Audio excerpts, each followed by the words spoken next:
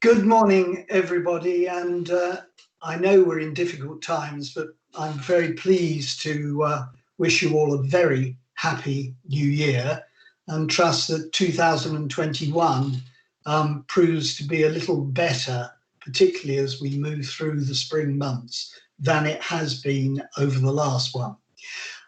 With that said, there are a couple of housekeeping issues. I know elected members are very used to the system that Team offers us, but it's quite important that we can order the contributions by indicating when you wish to speak, because people speaking at once actually eliminates any of the conversation.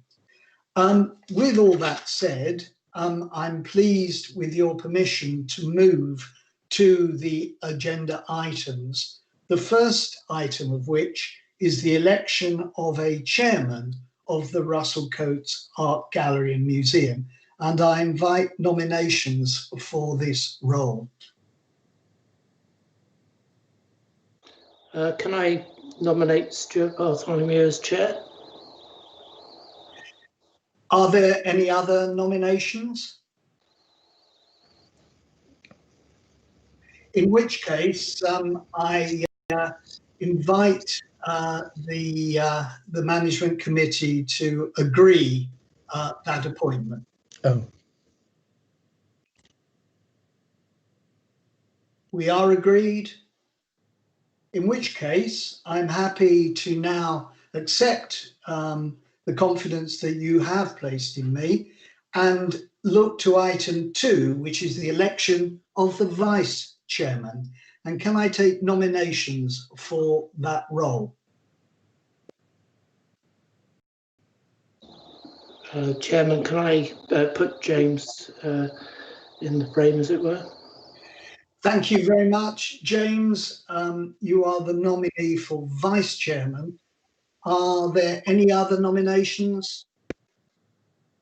In which case, I presume support for the election of James Grasby as vice chairman. Well, with those two matters settled, I invite our clerk for this meeting, Nikki Hooley, to tell me if there are any apologies. Thank you, Chairman. No, there are no apologies received for this meeting. Thank you. Item 4 are declarations of interest, and I invite members of the management committee, as we go through, to declare any interest which may be in conflict with their role or supportive of it.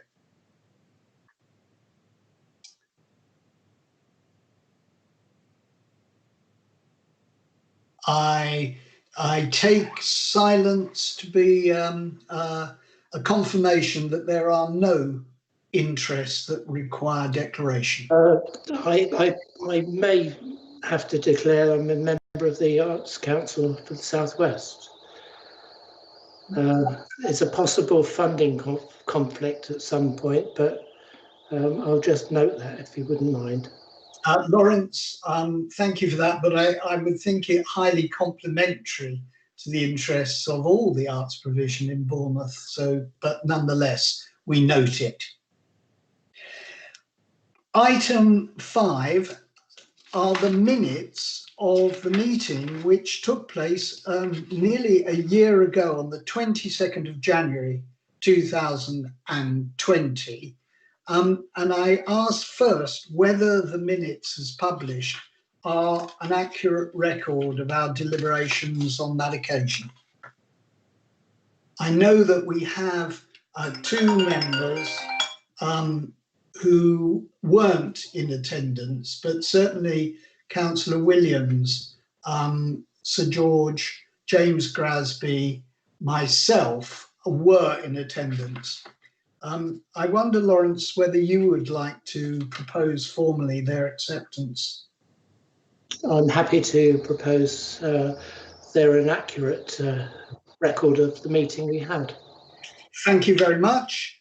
And that really allows us to dwell for a moment on matters arising, and I draw your attention on page 7 to the resolution that there should be a review report that was accepted, but part of that, it then led on page 9 to a resolution that the report on the museum forward and action plan be noted and subject to reconsideration. And I believe we will be doing that at a latter part of the meeting. So I merely note that from the minutes. But I ask whether there are any other matters arising which require either clarification or conclusion.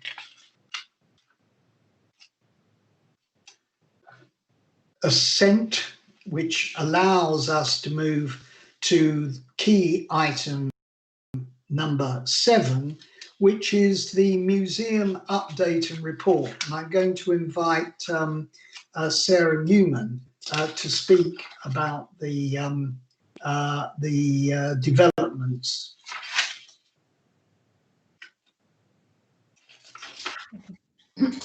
Thank you, Chairman. Thank you, Stuart. Well, I'm going to give you, I've obviously given these papers out before, so you've read this report. I'll just give you a quick overview and then obviously very happy to take any questions or comments. Obviously, it's been an extraordinary year for everybody and no exception. So obviously we closed the museum on the 19th of March, I believe, with the first lockdown. We subsequently reopened in July, then we've closed down again, obviously for the second lockdown, and obviously we closed again last week for the third time. But in between times, we have managed to reopen twice very successfully. So taking some positives out of this very difficult year, we have managed to reopen the museum successfully on 2 occasions and have had reasonable visitor numbers, as you'll see, I think, compared to sector. It was meant to be a fantastic year for the Russell Cotes. We had our pre-Raphaelite exhibition opening in February, and obviously that was then very quickly derailed. But we did manage to extend that exhibition with very kindly, the National Galleries, regional galleries allowed us to extend that exhibition to September. And I think that drove quite a lot of the visitors who did actually come through the doors, particularly in September. We also were completing the redisplay project in the Yellow, Red and Mikado's room. That was a project that was funded partly by DCMS Wolfson, Department of Culture, Media, Sport and the Wolfson Foundation, partly by Arts Council funding, additional funding from a local legacy and from the funding from the Mayor's charity. Obviously, that was very challenging through closure and obviously with social distancing to deliver that, but that actually has been done now. It is complete, and sadly we had to say goodbye to the interpretation officer who managed that project. Yesterday was her last day. So we did deliver those 2 projects, and we've seen a huge decrease in the amount of income because we would normally expect to be raising about £500,000 a year from visitor income and other funding, but obviously a lot of that is happening, and as we look to the next few months, it's unlikely, I think, that we're going to reopen before the end of the financial year. But BCP Council thankfully have increased the funding they've given to the Russell Cotes, so we've managed to continue operating successfully. A few challenges we've had, particularly around the building. You'll see that we've had some lead thefts. One person, actually one thief was successfully prosecuted and has been jailed for that. That was an amazing achievement by staff, police and all the emergency services. Even the helicopter was scrambled. But it does, obviously the museum is, and we work very hard to ensure its safety. We also had a challenge around the change to the way the fire brigade, the fire service, was going to respond to alarms. In normal circumstances, they used to come if there was a fire alarm at the museum, and then through COVID, they required a confirmation from an individual that there was a fire before they would come out for a fire alarm. So that involves members of staff being on site 10 hours a day, every single day of the week, to ensure that somebody was on site in case there was a fire. We heard 2 days before Christmas that the fire service have reinstated the old system. So we're very, very thankful for that. But staff here were working literally round the clock virtually to ensure that the security of the museum was not compromised.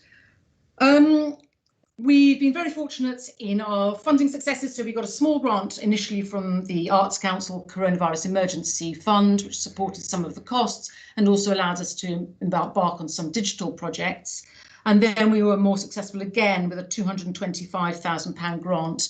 £225,000 grant, which has allowed us again funding to invest in some activity which will generate future income, including a new cafe outside on the terrace, and also to fund some of the governance work that we'll talk about later on in the meeting. So that has been very successful, and we will be able to apply for some more funding, I think, in due course, which we will I anticipate doing. So there are some positives that have come out of this. We've allowed us to develop a cafe on the terrace. It has, okay. We're allowed to carry on because I know that I think Stuart's having problems.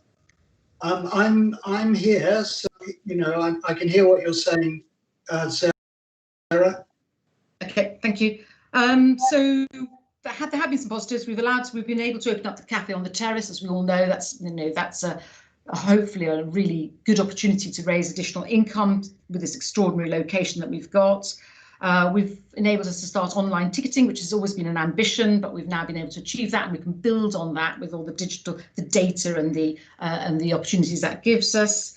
And we've actually done some additional work around the understanding the issues around the building. We've had this major building survey done, which has been it's given us a really good bed of information about the challenges that the building faces. So there are some really positive things that are coming out of it. So next year, the challenge is obviously around planning anything in this extremely difficult environment and having any kind of certainty about opening and the risks involved and the value of programming and activities of doing these things when you just don't know kind of what the situation is going to be, whether we'll be able to do the activities and whether we'll be open to the public. But we have got plans, again, as I said, to develop our digital engagements and develop these kind of different offers. And we do have, the museum has opened very successfully. People have enjoyed it. The visitor numbers have been quite good. And we do have an offer that can work in a socially distanced way, albeit with additional staff because of the one-way systems and so on. But I think it's really good that we've engaged, we've opened, we've demonstrated the importance and the value of the Russell Cotes. And I think it's a real testimony to the staff who've done an amazing job, really, in very difficult circumstances. So that was just my brief overview. I'm very happy to take any questions, Stuart. Well, let me begin by congratulating you, Sarah, and your colleagues on maintaining the service and the provision over what has been an extraordinarily difficult time. So please pass on our congratulations to them for making the experience for visitors as good as it could be. I have one question before inviting those from other members. The accreditation by Arts Council of the Museum and Gallery should have taken place actually a year ago. It was deferred until January of this year, and I'm referring to page 19 in your report. Have you any update on what may happen or not happen? Yes, as I understand it, we should hear this month from the Arts Council of what the new schedule for accreditation is. I have not heard anything yet. So our accreditation status has been extended. So I think what they've done is it's just extended it. So we remain an accredited museum. We will be given a date to be invited to submit what is quite a large quantity of paperwork, of policy, of procedure, of documentation. So I anticipate that, I actually don't know. I mean, Vicky might have a better idea what timescale we're looking at, but I imagine it will be delayed by at least a year, or indeed, Councillor Williams. Vicky, I don't know if you have any further information on that. As you say, Sarah, they will issue a revised timetable either later this month or perhaps it will roll into February. And I think they were looking at a minimum 12-month delay for most sites. So you can kind of work approximately on that basis for the moment. Councillor Kelly, I believe you have a question. I don't think I've got my hand up, Stuart. Well, you have your hand up. Well, you don't actually have your hand up physically, but on your screen, there's a little hand next to your... Okay. Well, I apologise about that, but I did want to say something. It wasn't really a question, Chairman, but I was so impressed with the way that that Sarah and her team have implemented all these online things, the quizzes and the things to keep the Russell Cotes in people's minds front and centre during the difficult times, because that's so important, isn't it, that we don't just fade into the background but people are still engaged. So thank you, Sarah, for that. That's brilliant. Accolade being heaped upon you, Sarah, as is right. We have a request to speak from Mohan and then Lawrence. Shall we take Mohan first? I think, with respect, Chair, I think James was first. I think his hand went up first, so I'm happy to give right. It's like watching, well, I'm not sure what it is watching, but thank you very much, Mohan. James, over to you. That's very kind. I'm sorry about it. I think that I wanted to reiterate, really, Mr. Chairman, how brilliant Sarah has been. I could not be more impressed. I think that the exhibition Beyond the Brotherhood was sensational. Also, as a visitor with my 84-year-old mother to the Russell Cotes, just when that place reopened, it was looking terrific. I couldn't be more impressed, really. So it was really that. There was one question I had, particularly about the museum registration, that really does represent an awful lot of work, and I just wonder how that was going to be programmed in with all the other things that you've got to do, because that is quite a key piece of work in terms of the recognition of the museum and also its reputation. Of which there's a very high standard. Thank you. Yes, no, you're right. I mean, obviously, we were working towards this process. We should have happened in September. We should have been starting to submit our policies in September. And you may recall this meeting last year when we looked at the forward plan. That was one of the first documents that we introduced as part of that process. So we have actually started work on that. And sadly, this next period of lockdown could actually be quite a good opportunity to take those things further forward.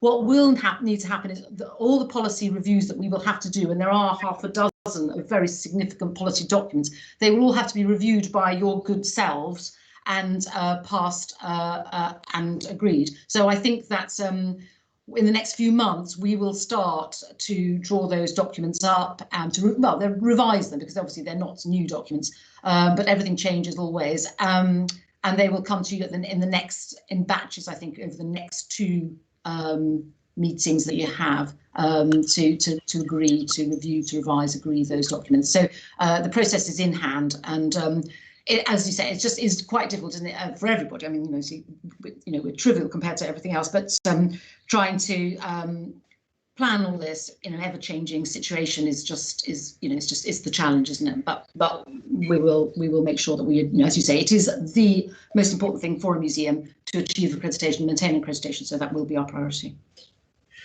Can I now turn to you, Mohan? And I think you were next in line, followed by Lawrence. Okay, yeah, thank you, Chairman. A couple of questions, Sarah, two very different questions. One was just for the now, which was particularly, it was about, of all things, the stealing of the lead on the roof. And it just makes me think, if we are sadly looking at maybe March for reopening, and of course we don't know, I don't know anything more than anybody here, but if we're looking at that kind of horizon, which is a good 8 to 12 weeks from now, I wonder if we ought to think about reinforcing the perimeter of the museum, which I know can be sort of unsightly, and it may be something we decide we don't want to do at all. But I wonder whether this group, for instance, through me, wants to take a lobby to the council to make sure that we don't have any more sort of instances of stealing, any more kind of misbehaviour, or, I won't elaborate, but the sorts of things that could happen when we have a building like we've got and vulnerable. And I'm also thinking, when the weather starts warming up a little bit, people will come out more, and maybe it may become more of a problem, in fact, more of a target for people. So sorry to be negative when we've got a sea of optimism and happiness here, but just I think let's just have a little think about that, whether we ought to be preemptive on that one. That's one thing. I'll ask both questions, and then please do come back, Sarah. The other one was on the digital side of things, and just echo what other people have said. Great credit to Sarah, yourself, and the team on what's been done. When we open things like cafes, it just reminds me how sort of footfall dependent we are. And the more and more we're just sort of literally our money is dependent on people walking in the door. Yes, it's wonderful because there's nothing like being there. And, I'm not so modern with all digital, there's nothing like being there and turning up in person. That's the essence of what it is. But I suppose it's maybe not a question, it's my statement of, my fullest encouragement to you on a longer term basis to really develop the digital offering as much as we can, and not as an alternative to turning up and being in the museum, but alongside that, because it makes the revenue stream much more resilient. And also, of course, with the added thing, which is people who are not within travelling distance of the Russell Cotes, it extends the brand much further geographically, internationally even. That's the way we'd go about it. So please, I'm not saying anything here that hasn't occurred to you, I'm sure, but just my fullest encouragement to you to use this opportunity now to do that and develop it as much as we can. Thank you, Chairman. Mohan, thank you very much for that contribution.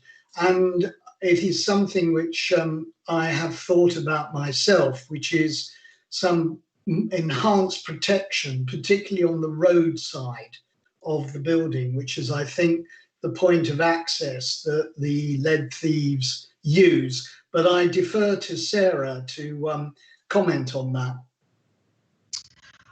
Yes, well, thank you for that. Yes, it's obviously quite a difficult situation because of the listed nature of the building and so on, so what you can do. But your support on this is really helpful, because with the team here, we trying to use all sorts of we are and successfully have used in this case metals alert cameras and so on, so give us advance, immediate notice of issues that are going on. So thank you very much. I'll take that. I mean, with joy to my colleagues' ears. We'll take that forward and see what methods we can do, and it's really around costs, isn't it? Around the cost that we can do. But let me assure you that we're in the museum, obviously in limited numbers, but every day, most days. Well, not every day, but obviously for extended periods and most of the so on. So we are on site, and we have robust systems which have obviously been demonstrated. But yes, we will very certainly take that forward. On the digital side, absolutely. Clearly, this is a real opportunity for us, and it's finding something that really works, but also something that is sustainable. And I think this is all the answer. So it's great to hear them engaged with this. And I know that, for example, our shop is incredibly successful, and we turn over about £100,000 in our shop every year on site. And we'd love to move to Shopify to have on-site sales and things like that. So this is really, again, really helpful to us to have that support on that, and we can try and drive those things forward. It's often more difficult to achieve than you. We are looking at certainly developing that, and I think that if we go to a next stage with the Arts Council application, I think developing our digital offer and getting some support for some of the infrastructure improvements that we need to make would be part of that kind of bid. So thank you for that. Good. I have an indication from you, James, of our question. Yes, it was just an addition, really.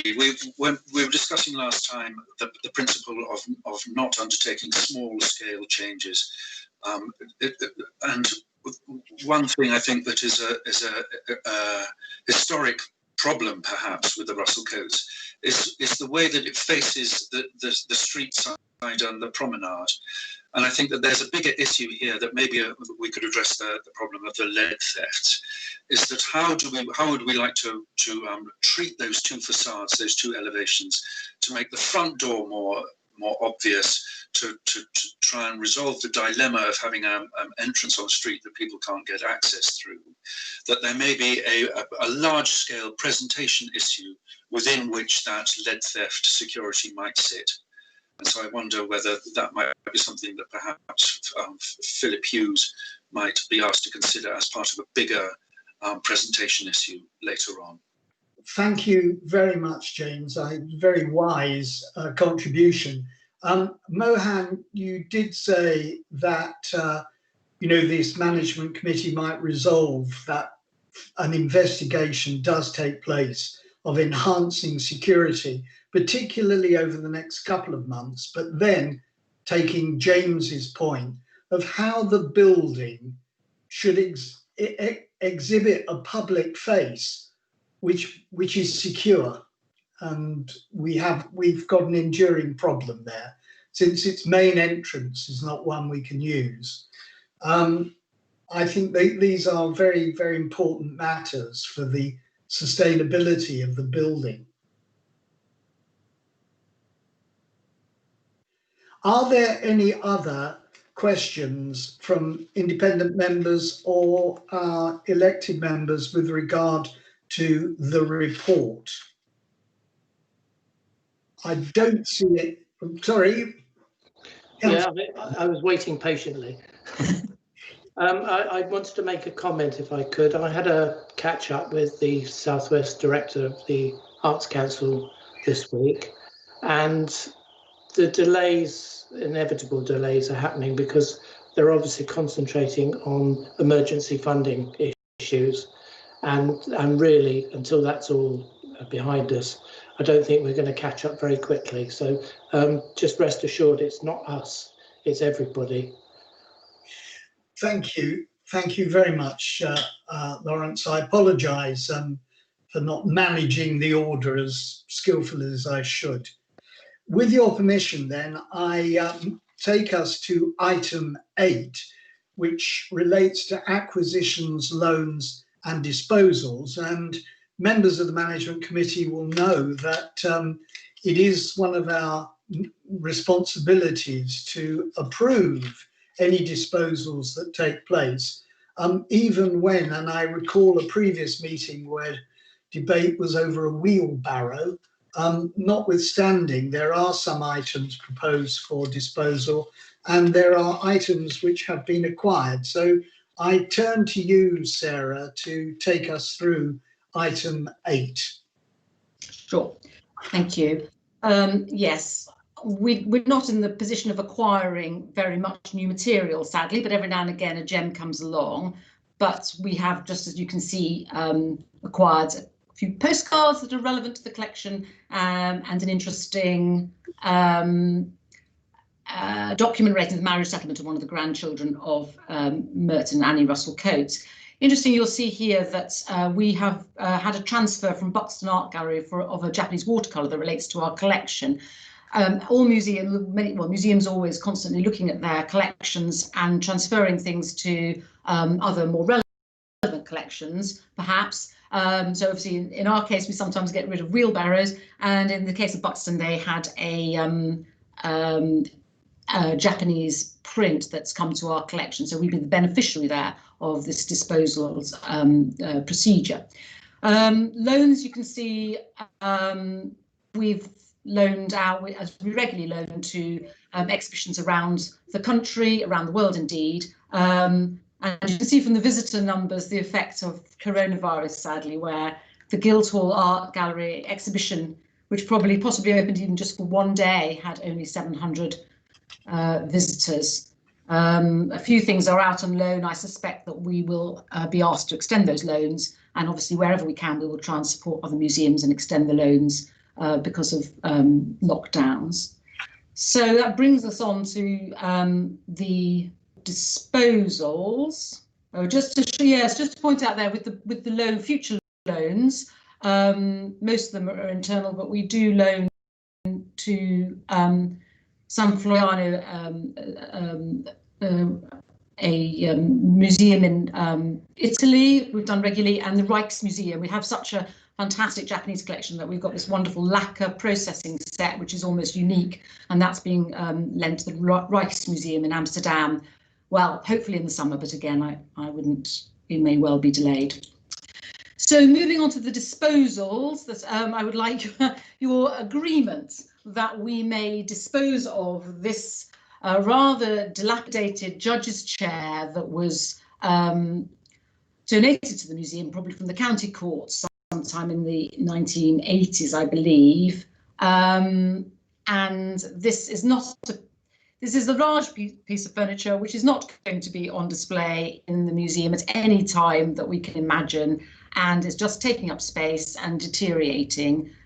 And so ideally, I'd like your permission to dispose of this. And under the Museum Association guidelines, what we will do is offer it first to other museums, because we'd like to keep it in the public domain. And if in the event that the museum would like it, it would be their responsibility to collect it, transfer it, and so on. More likely, I think, is that we would just end up disposing of it. As you can see, it's lost its mayor, the badge, the Bournemouth badge that would have been in the centre, in this very poor condition. And it's very difficult to think of any circumstances under which we would be putting that on display in a prized position in the middle of the Russell Cotes. So okay. Your approval. Sarah, thank you very much. James. Forgive me, it may not be the time to ask this question, but clearly in the National Trust, when we accept an object, we usually we have a mechanism called the Chorley formula, which tries to work out what the cost of maintaining and presenting that object will be in the future, and that's all part of the mechanism under which we'd acquire them. Is that similarly the case with the Russell Cotes, that you work out what the ongoing liabilities are for every object that you acquire? And equally, do you have a measure of your existing conservation backlog and your ongoing daily expenses in order to keep the collection in a reasonable state? Maybe it's one for another time, but I'm just aware of not really understanding that part of your work. Sure. So when objects are offered to the museum, we have an internal meeting of our curatorial team, and we have obviously our collection strategies. So everything that we take has to fit within the collection strategy, which is really around the Russell Cotes family, the period when they were collecting, collections. You know, I think you'll see it on the bottom of this disposal report. So that's what we may also consider any ongoing conservation costs. So yeah, so we don't have a name for it, but that is, we have a matrix that we would judge anything against. In terms of the collection, ongoing conservation, obviously that is a major concern of the Russell Cotes, and part of what we do with when we go to accreditation will be to look at revising our conservation strategy, policy and plan, And we did apply last year to the Association of Independent Museums for a grant to support us in looking at our addressing our conservation issues. And we did get a conservation audit by a conservator, and unfortunately that has been a bit of a victim of constant delays because of COVID. So we're getting her to come in and do an audit, and what we wanted to come up with really is a realistic conservation strategy and a plan that we can deliver, so we can deliver best value given the very limited funding that we have, because obviously our budget is so small that we're very limited in what we do, so we prioritise things that are going to be on display. So sorry, it's a bit of a long answer, but it is an area of concern. We do have a plan, and it is being hopefully addressed very shortly. Very good. Forgive me, I was thinking in terms of the brilliant work that Philip Hughes has done on the building side of things, that you've got a sort of £3.2 million worth of work over the next 5 years. I was just wondering if there was an equivalent figure that you were working towards for the conservation of collection, to know what sort of liabilities were there over the next period. No, we haven't got anything on that kind of, would be on a sort of small scale, but yeah, yes, so that might be something that we should, yes, may well be something that we ought to commission as part of our ongoing work. Very good. There's no question, is there, that the conservation liabilities around the collection are quite considerable.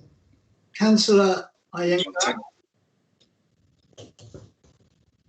yeah, thank you, Chair. Just what this discussion is sort of triggering the question in my mind. It's not particularly about the chair, I've got to say, because believe me, my knowledge of this kind of thing you could write on a postage stamp, really, about any particular object. I suppose my question is actually to the chair, Stuart, yourself, on this kind of subject. Remind me, what is the role of the committee with regard to disposals and acquisitions? Because believe me, I'm not here for my knowledge of artifacts, but is it in a sense about the financial safeguarding of the position, or is it, at what level is it appropriate that we discuss these things? And please, I mean that in a totally supportive way, but this discussion here triggered the question in my mind, which is at what level do we add value in this kind of conversation about sort of maybe being a useful sounding board, if that's a better word for it, a sort of a sounding board for Sarah. But believe me, Sarah, you don't want my tuppence worth on the chair. It won't help. I wonder what's helpful to Sarah when this kind of thing comes up. Well, Mohan, what I believe is the responsibility of our committee is in part about monitoring the operations of the museum and gallery. It's extremely unlikely, but had we had within the papers the proposal to dispose of a, Dante Gabriel Rossetti or an Albert Moore, we would have been more concerned. I think what we see is that the museum has acquired a number of objects which are very much at the tangent of the key collection. And I think in the future, we might exercise a more radical approach to disposing some of the things which really don't complement what is the key value within this collection. But it is a responsibility that we approve it, although I share with you my knowledge of judges' chairs of this period is as limited, I sense, as your own. But actually, Joe, if I may come back, it was very useful what you just said. I think if I heard you right, like radical, or if we've got a stance on what the policy should be going forward, and particularly if there's a change to the policy that's been used, so it's really useful, I think, for me to know. I guess for us to know, and therefore we can sort of, in a sense, have that in mind, and with Sarah, sort of evaluate how is that policy being enacted over a 1 to 2 year horizon, as we sort of maybe shift the emphasis of the collection. So that is helpful. Councillor Williams. Maybe I can add a bit of history to this. Before the management committee was set up not many years ago, this was a portfolio holder responsibility, and I would have sat down with Sarah from memory and gone through the list. And I mean, I remember we had a terrible problem with some chairs from a restaurant, for instance. This is not stuff that we need to be discussing. What we should be discussing is whether the list is okay, and just nod it through. But that's my opinion, and the history might help speed the thing up a bit. Yep. Thank you very much, Lawrence. I think it is for us to note, but also to approve. And I'm looking to a recommendation that the disposal as described is approved. So I think Vicky wants to say something. Vicky, I apologise.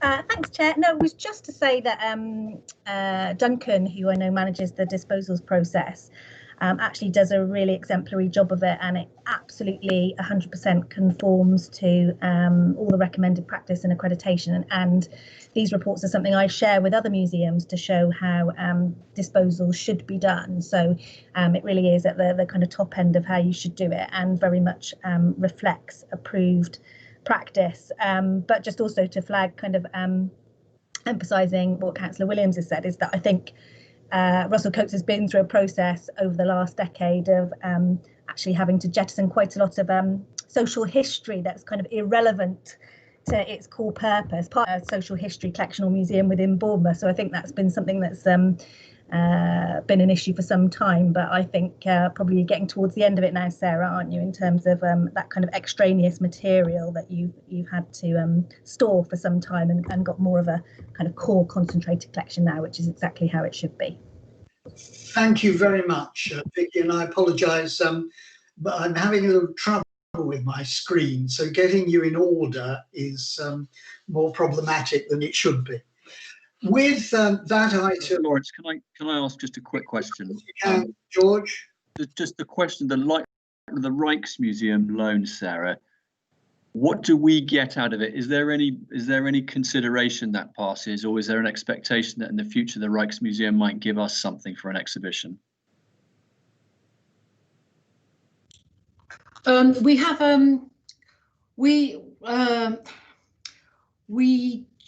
have a charging system. So for internal domestic loans, we charge only to cover costs, because there are costs associated with loans, just Duncan's time in preparing it and doing the paperwork and so on. All other costs, transport, conservation, so on, is taken on by the the borrower. When it comes to international loans, there is a bigger fee, but we usually try and negotiate, because I mean, we're sadly not going to be in a position to be borrowing much from the Rijksmuseum anytime soon, but you never know. But yes, we do charge more for international loans. That is, part of our sort of financial mix. But also, it is a, we also are people borrowing, so we're also conscious that these are institutions that are always also trying to be economic and so on. So it's a bit of both.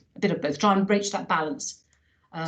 Sarah, would you like just to share with the committee the value of the loan to Tokyo? Yes, well, we we got to we charged £20,000 for the loan of Venus Verticordia to Tokyo, and that was puts us in a position to be able to do significant work to the galleries, which would then enables us to hold the pre-Raphaelite exhibition. So without the loan, then we would not have been in a position to be able to do that exhibition. So as long as we can loan in order to invest, I think, in the collection, in the house, in the conservation, then that is how we try and use those collections. But it is a balance, because people will come to the museum, and people do come to the museum to see Venus Verticordia, and then you tell her she's in Tokyo, it doesn't necessarily go down too well. So you have to balance these big hitters. It's as I said, a balancing act of yes, trying to get those. These are amazing paintings, iconic paintings that really sing for Bournemouth around the world. But equally, it also draws people here. So it's all trying to get that balance right. Mohan. Yeah. Sarah, just really quickly, does leaving the European Union make any difference to these transactions? Yes, it probably does. I probably need to look at our loans policy. We probably have an EU and an outside EU charge. I mean, it's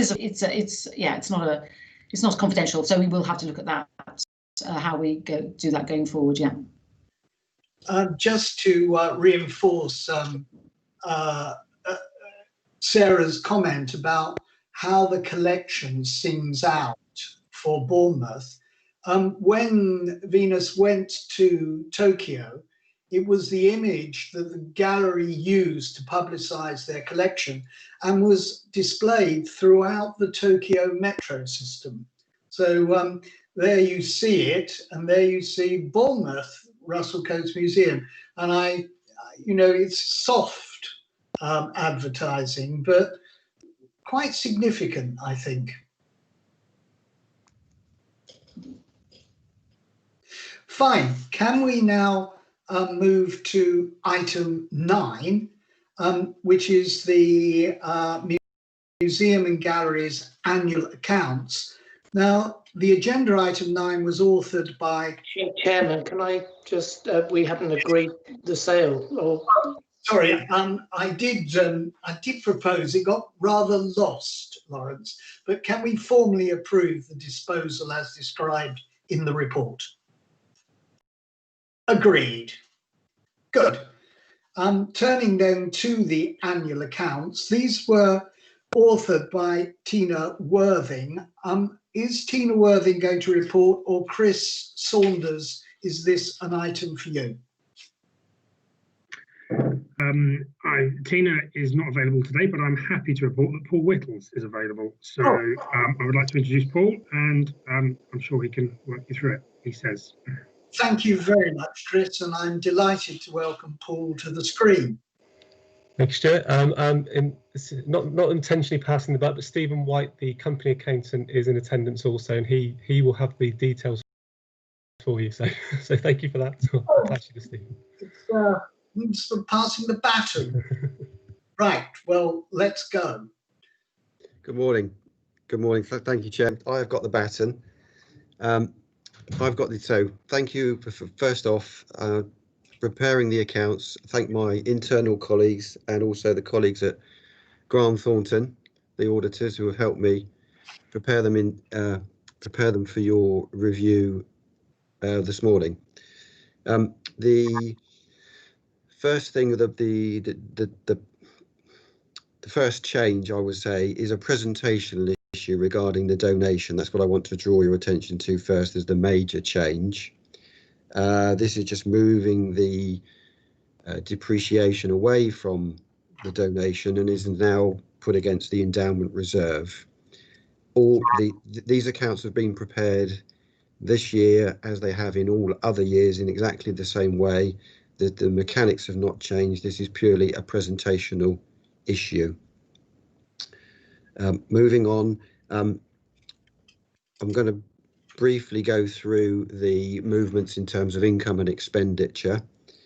The income, this would be for the unrestricted funds, because obviously the restricted funds, the income and expenditure always equals 0.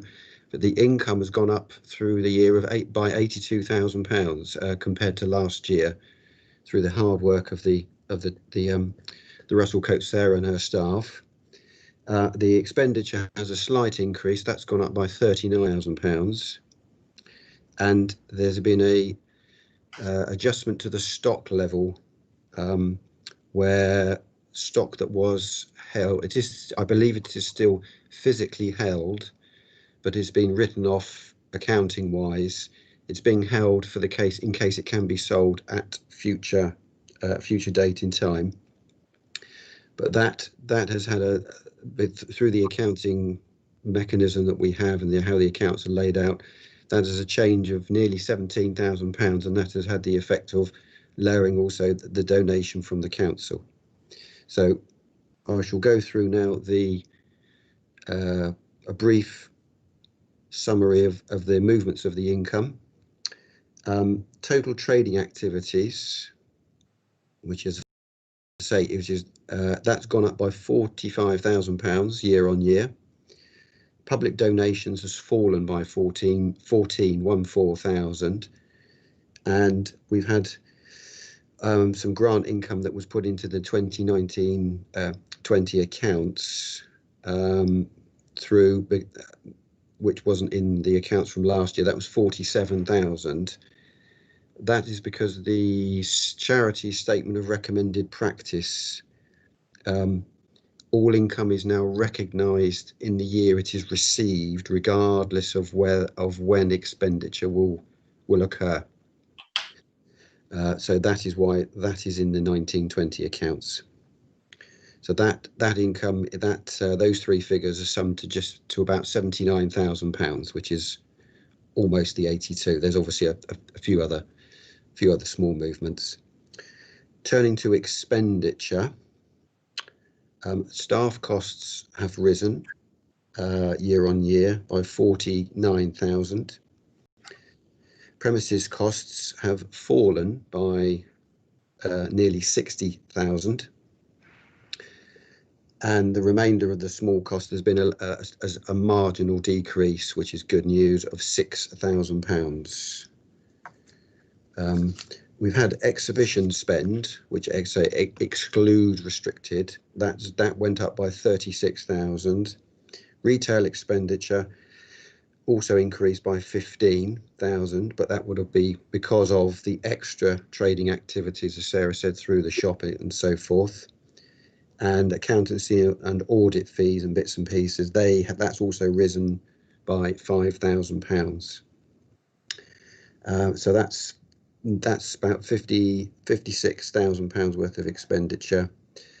So the net of those figures, which I appreciate I've just rattled off, is £39,000.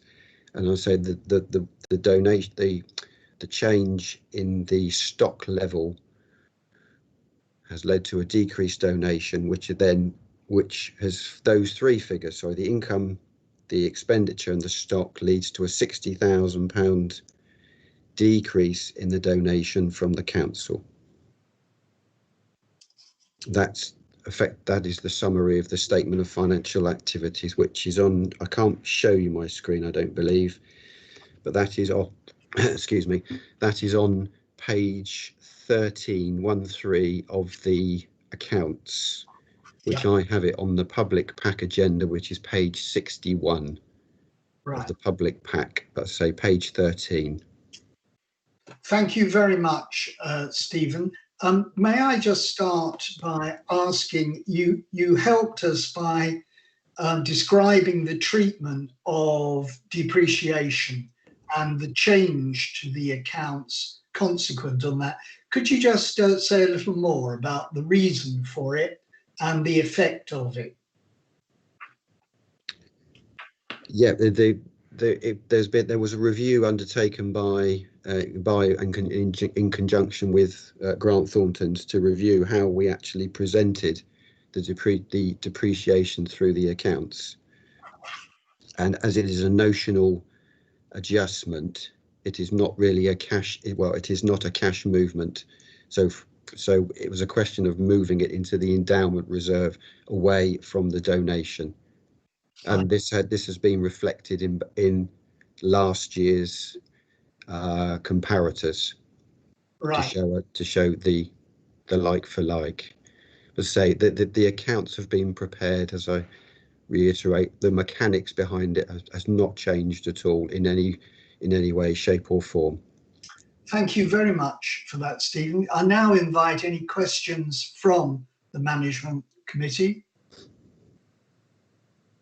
Sir George. Chairman, thank you. This is a question I ask every year, and I'm going to ask it again. And can we ask Stephen about note 5, which is on page 20 of the accounts and page 68 of the public pack, which goes to the valuation of the assets of the gallery. And I'm not looking at the collections, which are valued at about 40 odd million, but it's the land and buildings. And the numbers that I see make no sense to me in reality. But the question I wanted to know is always the question is, well, so what? What is the effect of a valuation of land and buildings that doesn't actually reflect commercial reality? Stephen?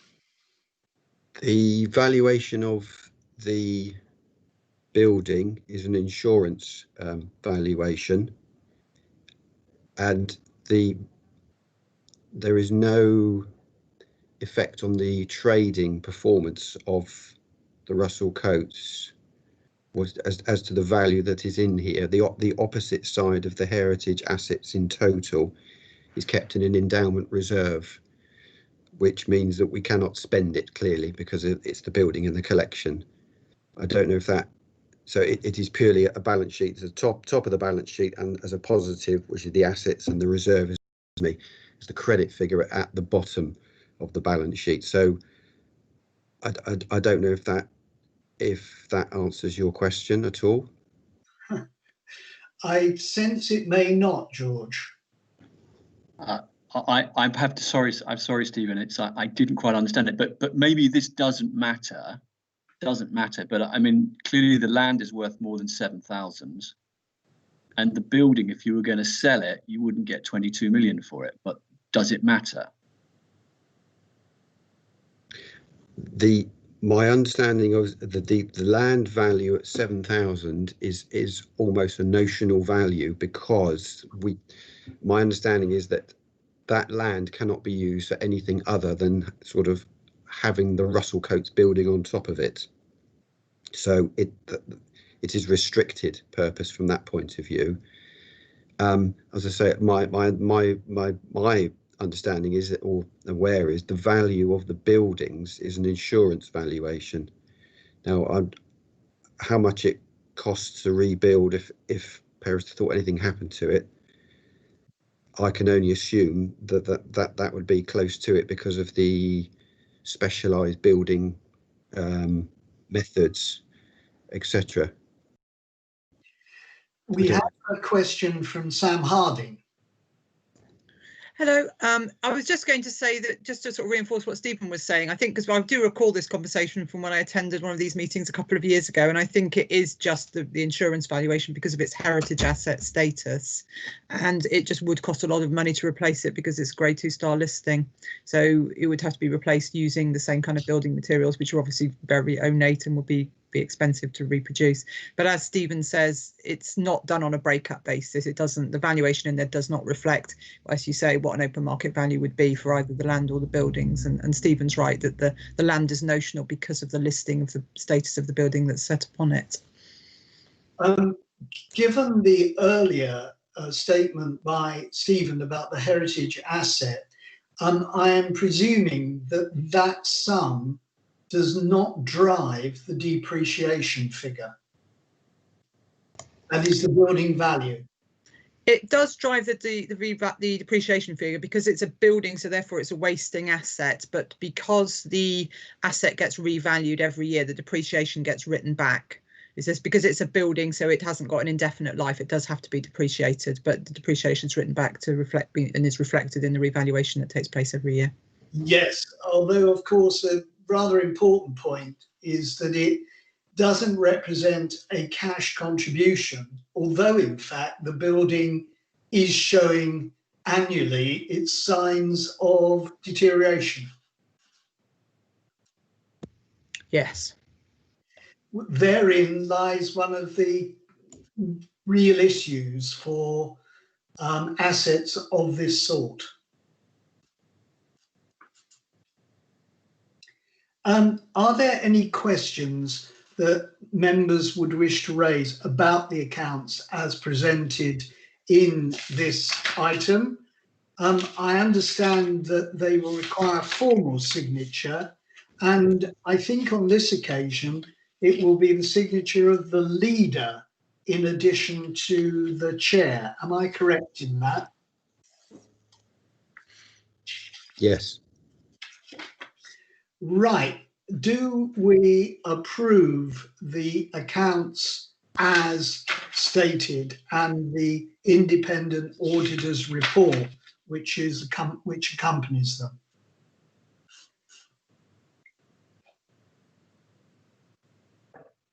Will a member propose that they be accepted?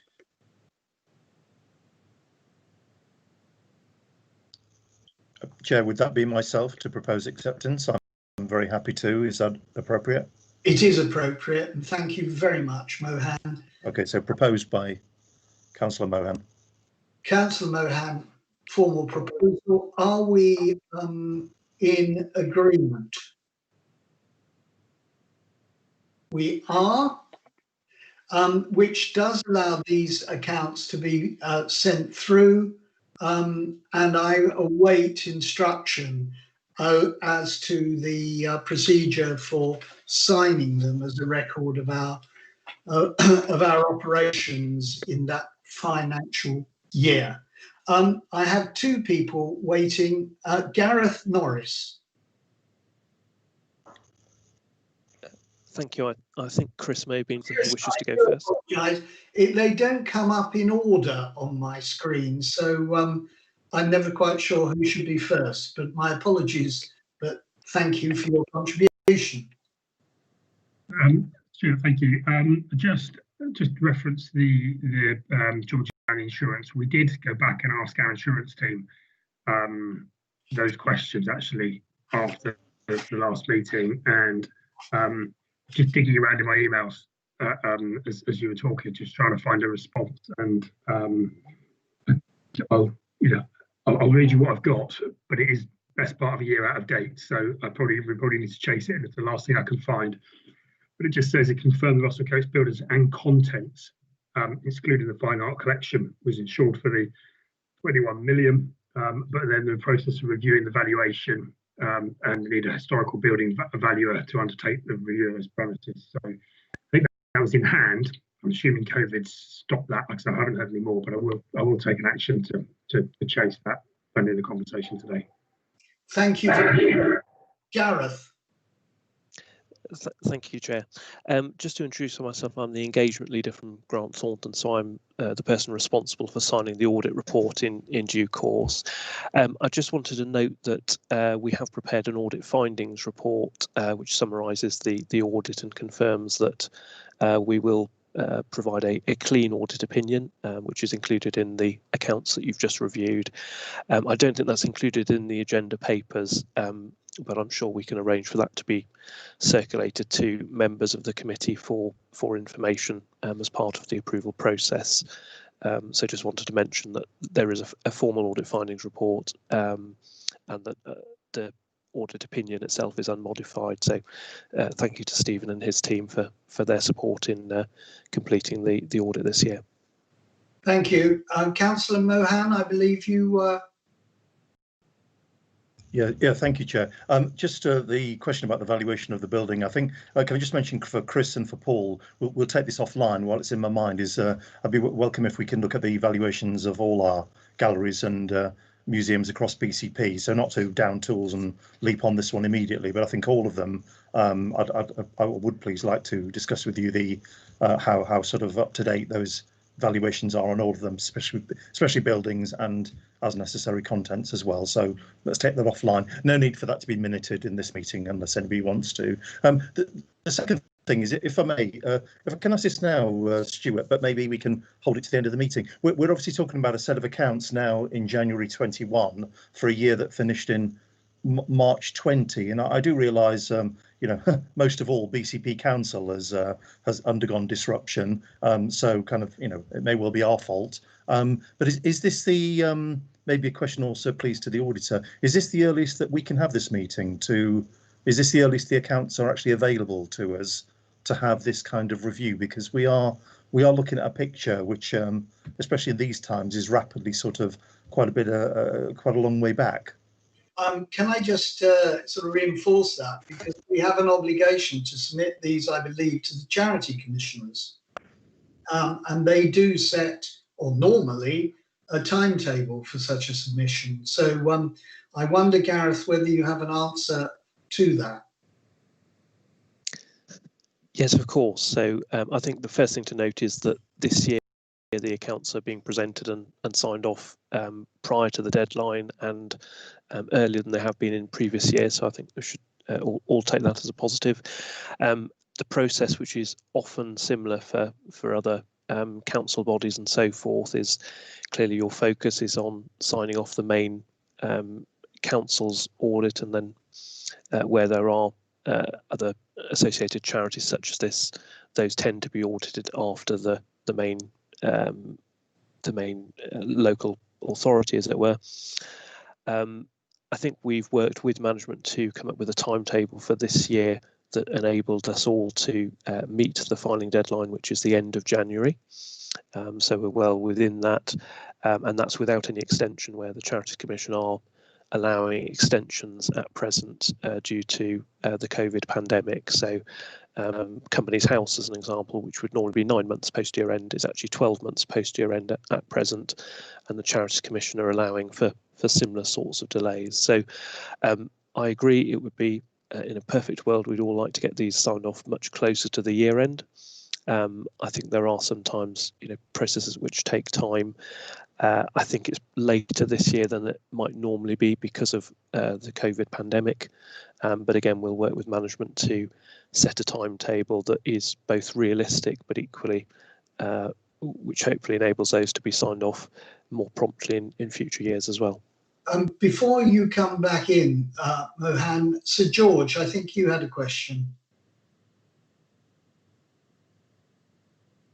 Yeah, it was just, I don't want to labour the point, but if, for example, responding to Chris and responding to Mohan, if for example, this building valuation process takes place and rather than 20 million, it's worth 5 million, would that have a real world impact, or is it just simply an accounting number? Where does it have an impact? My understanding is that the impact would be on the reserves only.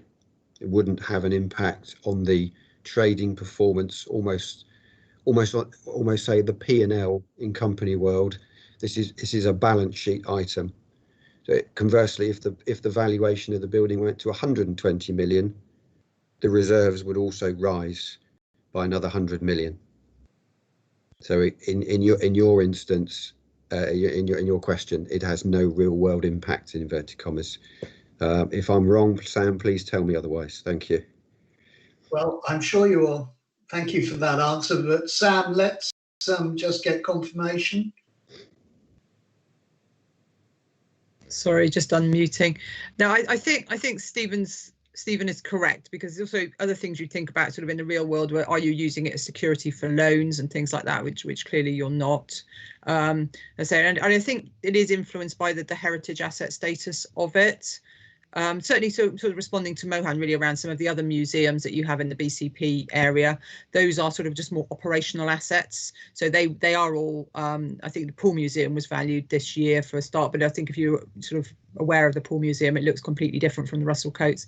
The Russell Cotes building is kind of part of its offer as part of the whole package, really. The building is almost as important in a lot of ways as the collection. People come to see the building, which is why it's sort of the council has designated it as heritage asset, and the valuation criteria is not an operational one. Clearly, if you were going to say we're going to re-provide that service, it would be a very different value. Sam, thank you very much for that note. Are there, James? Yes. It was a small but obvious point. I mean, with the trust's experience of the burning down of Up Park, of Clarendon, and of others, Coles Hill, a key thing clearly is, are we in a position to be able to rebuild Russell Cotes in facsimile, or part of it, should it be fire damaged, from the point of view of architectural records? Because a key requirement, clearly, with a grade 2-star listed building in insurance terms is the rebuilding in facsimile. And so the question is, where are the architectural drawings now? Where are the building records now? And are they secure from fire? We made the mistake in the past of keeping original drawings in the houses to which they related to. And of course, that's a good idea. They get lost. I can't answer your question, James, but it is a very good question. I don't know whether Sarah is able to provide some. Yeah. Only briefly on that to say that actually, interestingly, Philip Hughes identified as that one of the actions that we need to do is to compile proper full records. So it is on our agenda, absolutely. Okay. Very good. I'm sorry, has anybody any further questions with respect to the accounts? Yes, please, Stuart. Oh, please go ahead.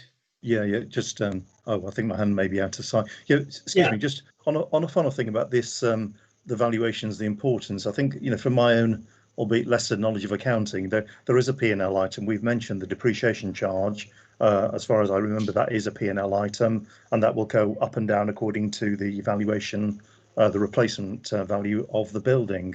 So there is an impact there, albeit it's a non-cash item.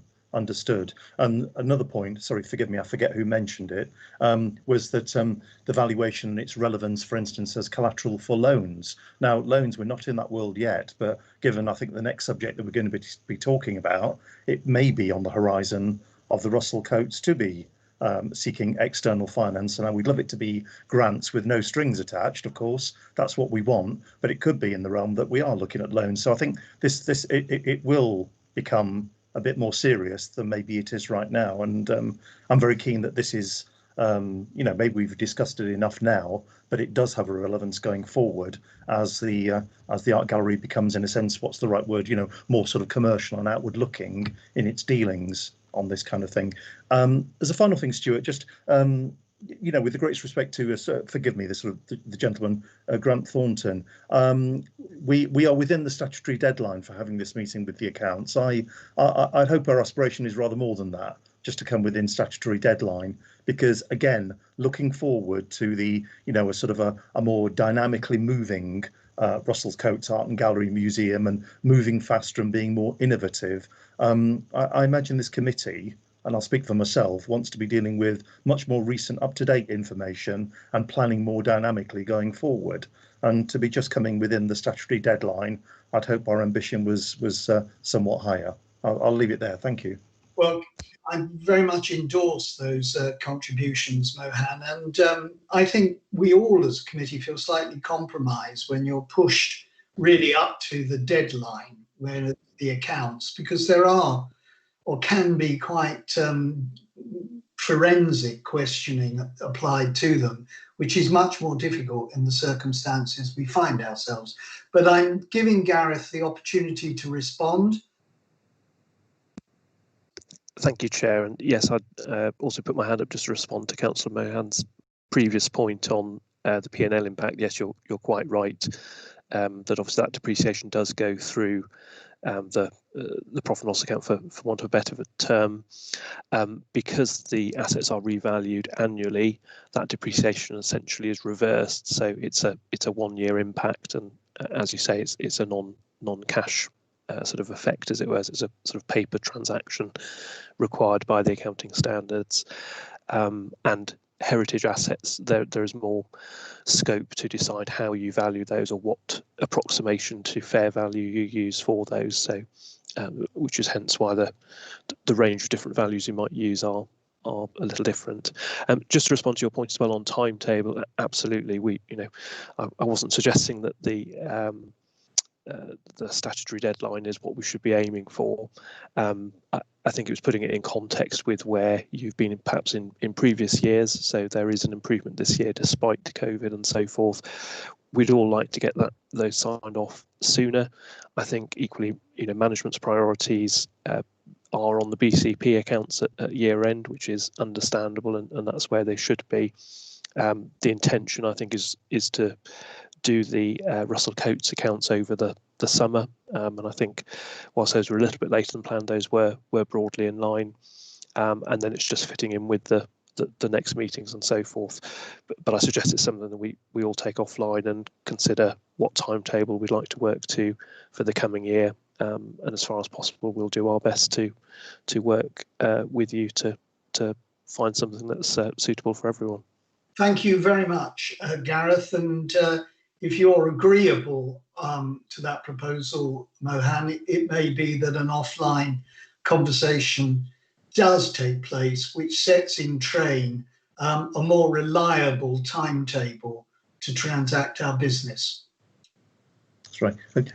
Chair, if I may, I'm very happy to talk to Gareth, but I'm particularly keen it's what the committee wants, collectively us, and what we feel is appropriate. Thank you. With all that said, can I once again confirm that the accounts as published with the associated Grant Thornton are approved? I think I sense assent. We have reached a moment in our meeting where there is an exclusion of public and press because this has been live streamed, this meeting. So to any of those who are watching, thank you very much for your attendance and interest. But we're going on to consider an item which may disclose information that's prejudicial to ongoing matters related to the museum and gallery. So I now... Chairman, yes. sorry. Hello, sorry to butt in, it's Nikki. Yes, Miss Nikki. Could we just ask the membership if they are happy to take the item with the exclusion of the press and public before you move on, please? Thank you. Can I just reiterate the instruction appropriately delivered to the chair? Is the committee happy to exclude the public to consider the final item? Yes. Yes. Yes, definitely. I think there is agreement to that, Nikki, which means that we should move to item 11. But I need to be guided as to how this meeting, as a public meeting, is appropriately concluded. Thank you. Max, can you confirm when you've closed this live stream, please?